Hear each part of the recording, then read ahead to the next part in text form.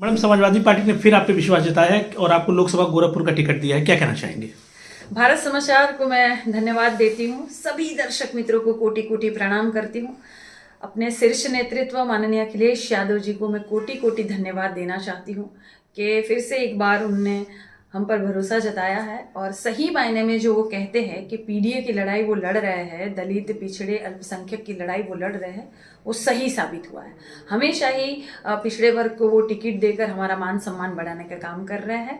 मैं धन्यवाद देना चाहूँगी अपने पूरे समाज की तरफ से और अपने पूरे समाज के लोगों की तरफ से, पीडीए की तरफ से बहुत बहुत कोटि कोटि प्रणाम, धन्यवाद। मैडम, एक तरफ अभिनेता है, एक तरफ अभिनेत्री हैं, क्या कहना चाहेंगे? लड़ाई काफी कांटे की है। देखिए, मैं अभिनेत्री भले ही हूँ लेकिन पहले मैं समाज सेवी हूँ और हमेशा ही जनता की लड़ाई लड़ती हूँ। हमेशा ही जनता के कोई भी मुद्दे हो मैंने उठाने का कार्य किया है। अभी से नहीं, बहुत सालों से मैं मुद्दे उठा रही हूँ और इस बार तो मुझे लगता है कि मेरी जनता ही चुनाव लड़ेगी। इस बार काजल निषाद चुनाव नहीं लड़ रही है।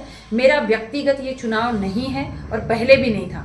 जो मेरे साथ महापौर चुनाव में धांधली हुई है उसका जवाब देने का काम इस बार हमारी जनता करेगी। योगी जी के शहर में आप, मुख्यमंत्री का प्रभाव है, क्या लगता है आपको?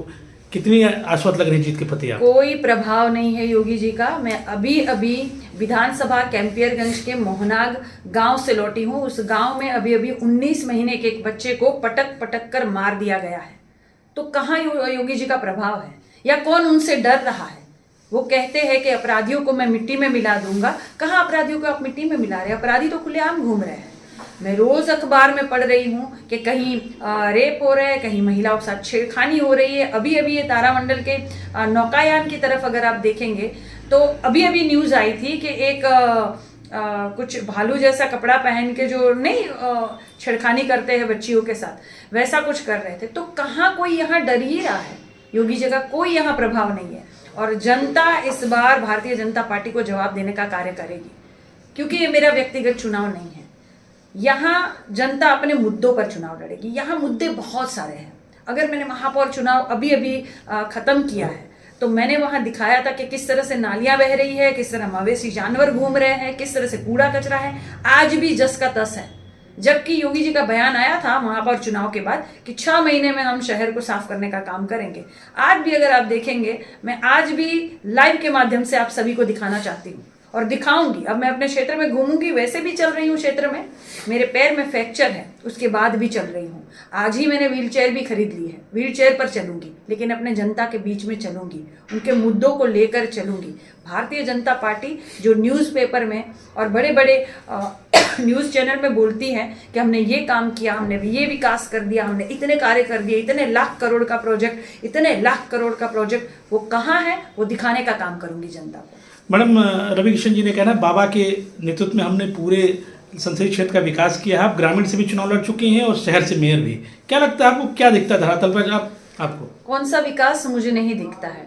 कल की मैं बात कर रही हूँ। छोड़ दीजिए, रवि किशन जी तो बोलते रहते हैं, छोड़ दीजिए उनकी बात है। मैं कल की बात करती हूँ। कल भी मैं विधानसभा कैंपियरगंज में थी क्योंकि पीडीए वाला जनपंचायत का कार्यक्रम चल रहा है और हम समाजवादी लोग लगातार पीडीए का कार्यक्रम कर रहे हैं। मैं कल कैंपियरगंज में थी और कल का ही मेरा वीडियो अगर आप देखेंगे तो लाइव वीडियो के माध्यम से, और मैंने सोशल मीडिया पर भी वीडियो डाला हुआ है। झुंड के झुंड जानवरों के, झुंड के झुंड सांड जो थे वो खेतों में हले हुए थे और बेचारे किसान जो है वो परेशान थे उनको निकालने के लिए। कड़ाके की ठंड पड़ रही है, इन दिनों गलन वाली ठंड है, उसमें किसान जो है वो मजबूर है अपनी फसलों की रक्षा करने के लिए और वो उन जानवरों का कोई निदान नहीं हो रहा है, कोई हल नहीं हो रहा है। मोदी जी जो कुछ महीने पहले जो मोदी जी गोरखपुर में स्वतः पधारे थे तो उन्होंने कहा था कि हम जानवरों का हल करेंगे और देखिएगा 15 दिनों में हल हो जाएगा। 15 दिन, 15 लाख भी नहीं आए और 15 दिन तो छोड़ दीजिए। न किसानों की आय दुगनी हुई, न 2022 से पहले पक्के मकान मिले और मोदी जी का कहले रहलन, मंच से कहले रहलन कि 1 साल में 2 करोड़ रोजगार मिली, 1 साल में 2 करोड़ नौकरियां मिली। कोई भी गांव में मैं जाती हूँ इतना ही पूछती हूँ, ए अम्मा कोनो पढ़वैया लड़का लड़की बा? तो अम्मा कहता हाँ बहुत बा हमरे घर में। तो केहू के सरकारी नौकरी मिलल बा? एक हाथ नहीं उठता है, एक हाथ नहीं उठता है कि हमारे यहाँ गांव में मिली है। तो फिर ये नौकरी कौन खा रहा है? अब मोदी जी पर इल्जाम नहीं लगा सकते। मोदी जी तो मशरूम खा रहे हैं, मोदी जी तो 10 लाख का सूट पहन रहे हैं। तो ये नौकरी खा कौन रहा है? जा कहाँ रहा है ये पैसा? तो जनता खुद पूछ रही है, क्योंकि हर तबका परेशान है, हर तबका परेशान है। अधिवक्ता आप कह लीजिए, अधिकारी कह लीजिए, कर्मचारी कह लीजिए, किसान कह लीजिए, महिला कह लीजिए, मजदूर कह लीजिए, मजलूम कह लीजिए, हर तबका परेशान है। जनता ही जवाब देगी भारतीय जनता पार्टी की सरकार का। परिवर्तन होने जा रहा है, जुड़ेगा इंडिया और जीतेगा इंडिया।